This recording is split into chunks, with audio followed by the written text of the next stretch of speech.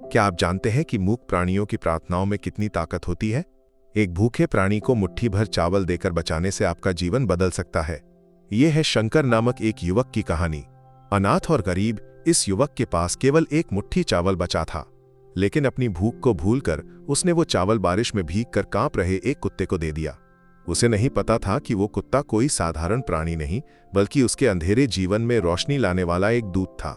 अगले दिन जब वो कुत्ता शंकर को एक आलीशान घर के दरवाजे तक ले गया तो वहां का नजारा उसे हैरान कर गया। उस घर में क्या था? एक मुट्ठी चावल ने शंकर के जीवन को हमेशा के लिए कैसे बदल दिया? आइए इस अविश्वसनीय कहानी में गोता लगाएं। कोच्चि की व्यस्त सड़कों पर, जहां आसमान से ऊंची इमारतें और सपनों से ज्यादा निराशाएं थीं, वहां रहता था 23 साल का शंकर। वह अनाथ था। उसे नहीं पता था कि उसके माता पिता कौन थे या कहां थे। बचपन से ही वो सड़कों पर पला बढ़ा। कभी दुकानों में मजदूरी करके, कभी रेलवे स्टेशन पर बोझ ढोकर वो जीवन बिताता था। मेहनती और ईमानदार होने के बावजूद भाग्य उससे रूठा हुआ था। उन दिनों उसके पास कोई काम नहीं था। एक पुराने छोटे कमरे में किराया देने का भी साधन नहीं था। 2 दिन से उसके पेट में एक दाना भी नहीं गया था। उस सुबह एक मंदिर के सामने भोजन वितरण की लंबी कतार में खड़े होकर उसे मुश्किल से एक मुट्ठी सूखा चावल मिला। इसे रात को खाऊंगा, आज और कल यही मेरा सहारा है, उसने मन में हिसाब लगाया।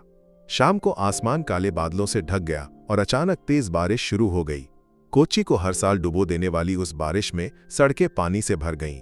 सब अपने घरों की ओर भागे और शंकर अपने कमरे की ओर। लेकिन कमरे की छत टपक रही थी। एक कोने में जहां पानी कम था, वो सिकुड़ कर बैठ गया। भूख की पीड़ा उसे चुभ रही थी।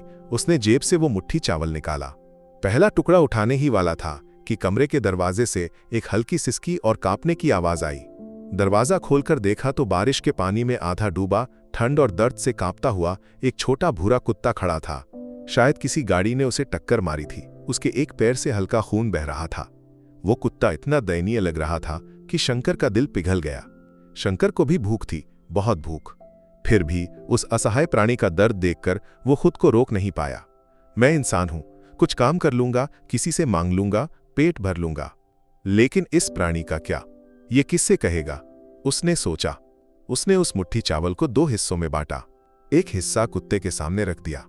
कई दिनों से भूखा वह कुत्ता एक पल में चावल चट कर गया। फिर उम्मीद भरी नजरों से शंकर को देखने लगा। शंकर मुस्कुराया। तुझे चाहिए तो आज तू ही खा ले दोस्त, तेरे आशीर्वाद से मेरा जीवन भी बदल सकता है, उसने मन में कहा और बाकी चावल भी कुत्ते के सामने रख दिया। चावल खाने के बाद कुत्ते के शरीर में जैसे नई जान आ गई। शंकर उसे उठाकर कमरे में लाया। एक पुराने कपड़े से उसके गीले शरीर को पोंछा, पैर की चोट पर कपड़ा बांधा। फिर एक पुराने बोरे पर उसे लिटाया और खुद भूखे पेट फर्श पर सो गया। उस रात बाहर बारिश की आवाज तेज थी, लेकिन शंकर के दिल में एक अनोखी शांति थी। एक प्राणी की मदद करने से मिलने वाला सुकून पेट भरने के सुख से बड़ा था। अगली सुबह बारिश थमने पर शंकर जागा। वह कुत्ता उसकी टांगों के पास बैठा पूंछ हिला रहा था। उसकी आंखों में कृतज्ञता और अपनापन चमक रहा था। शंकर ने उसके सिर पर हाथ फेरा। जा अपने रास्ते दोस्त, मुझे भी काम ढूंढने जाना है, उसने कहा।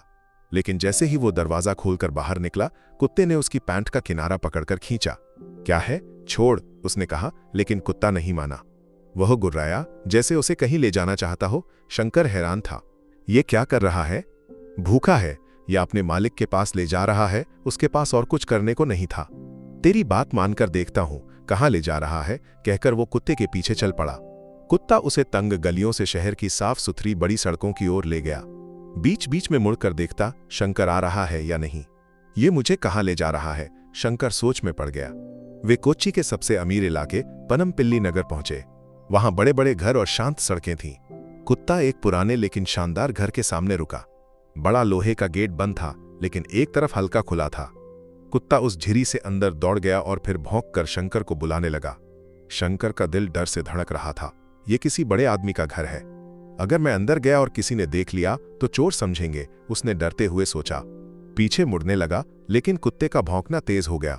उसकी आवाज में एक बेचैनी थी, जैसे कोई बड़ा खतरा हो। शंकर का मन नहीं माना। हिम्मत जुटाकर उसने गेट खोला और अंदर घुस गया। अंदर का बगीचा खूबसूरत था, लेकिन एक खालीपन सा महसूस हो रहा था। कुत्ता घर के मुख्य दरवाजे की ओर दौड़ा। दरवाजा हल्का खुला था। कुत्ते ने पंजे से दरवाजा खुरचा। शंकर डरते हुए पीछे गया। दरवाजे की झिरी से झांकने पर उसकी सांस रुक गई। हॉल बड़ा और भव्य था, लेकिन सब बिखरा पड़ा था।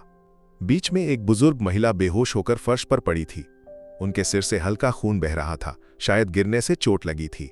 कुत्ता उनके पास पहुंचा, उनका चेहरा चाटा, फिर शंकर की ओर देखकर भौंका, जैसे कह रहा हो, मदद करो। शंकर ने एक पल भी बर्बाद नहीं किया। वो दौड़कर गया, महिला के सिर के नीचे तकिया रखा, नाड़ी जांची। नाड़ी बहुत धीमी थी। आसपास देखने पर एक कोने में टेलीफोन दिखा। उसने दौड़कर फोन उठाया और एम्बुलेंस को फोन किया। घर का पता बताया और जल्दी आने को कहा। फिर महिला के पास लौटा, उनके हाथ पैर सहलाए। कुत्ता वही बैठा, अपनी मालकिन और शंकर को बारी बारी देखता रहा। कुछ देर में एम्बुलेंस आ गई। शंकर की मदद से मेडिकल टीम ने महिला को स्ट्रेचर पर लिटाया और अस्पताल ले गए। इनके साथ अस्पताल में कौन है? एक वार्ड बॉय ने पूछा। मैं हूं, शंकर ने कहा। उसने अपना नाम लिखवाया, पता सिर्फ उस पुराने कमरे का ही दे सका। अस्पताल में डॉक्टर ने बताया, इन्हें हल्का स्ट्रोक हुआ था, इसलिए गिर गईं।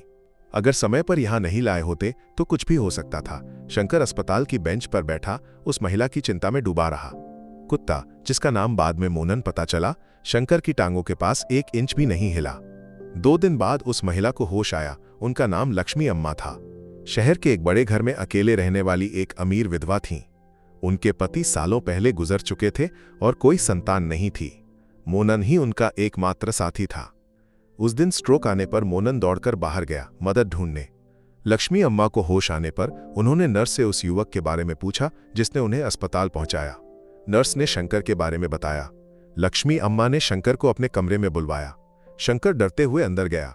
लक्ष्मी अम्मा ने कमजोर लेकिन स्नेह भरी आवाज में कहा, बेटा पास आ, मेरी जान बचाने वाला वो युवक तू ही है ना?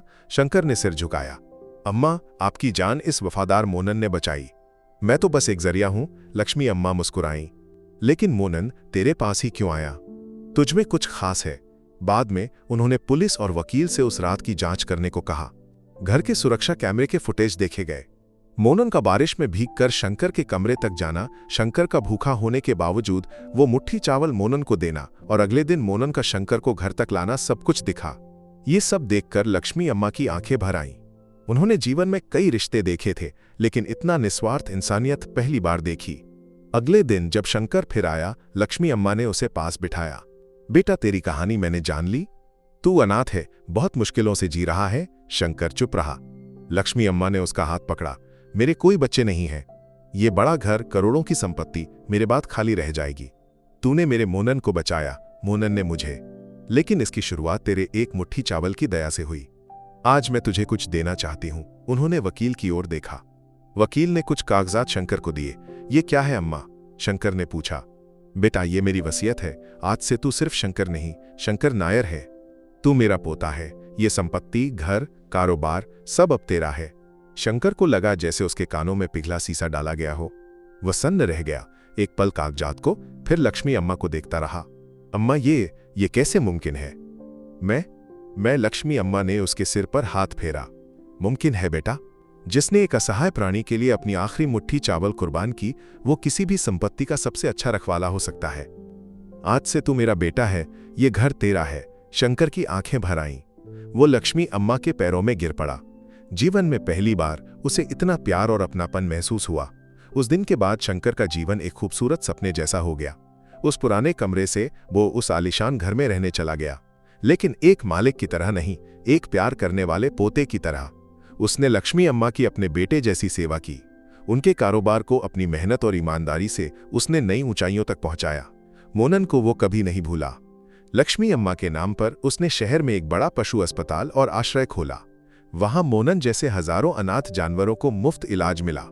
हमारे दोस्तों, ये कहानी हमें सिखाती है कि दया और करुणा सिर्फ इंसानों के लिए नहीं, बल्कि हर जीव के लिए है। एक असहाय प्राणी को दी गई एक मुट्ठी चावल आपके जीवन को बदल देने वाले आशीर्वाद दे सकती है। अगर शंकर और मोनन की ये अनोखी दोस्ती ने आपके दिल को छुआ, तो इस कहानी को और लोगों तक पहुंचाने के लिए शेयर करें। हमें बताएं कि क्या आपको जानवरों से प्यार है, और ऐसी प्रेरणादायक कहानियों के लिए हमारे चैनल को सब्सक्राइब करना न भूलें। धन्यवाद।